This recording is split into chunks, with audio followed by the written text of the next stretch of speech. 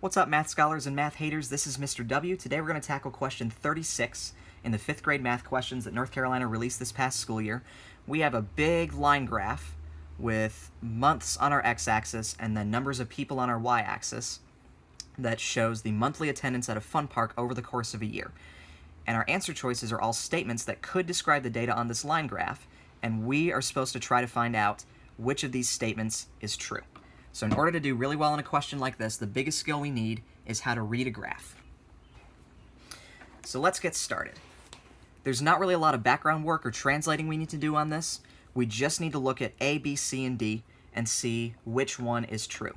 So for choice A, is it true that the highest attendance was during January and February? Well, January and February are down here near 10,000 and 20,000, but then we've got pretty much every other month has higher attendance. So I would say that the highest attendance was not during January and February, probably around here, July and August. Choice B, the attendance decreased between October and November. So that means there's less people in November than in October. Well, let's come over here and find October. Here's October. Here's November. November does look like it's less than October, so that looks pretty promising. I'll put a dot here so that I know that it looks pretty true, and as long as I knock out my other two answer choices, we should be okay.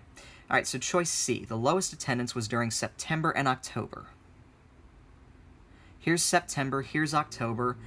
Well, I can tell that this isn't true because the attendance here was around 50,000, but then back in January and February it was somewhere around 10 and 20,000. A lot lower, so I would not say that the lowest attendance was during September and October. And choice D, the attendance increased between July and August. So here's July. Here's August.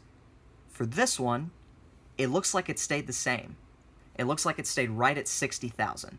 And if there are people here who like to overthink questions like this, you could think something like, well, it could have increased by like 1 people or 2 people or something like that where it would be really small to tell. Thankfully, the people who make the people who make the North Carolina test questions, they're not that cruel.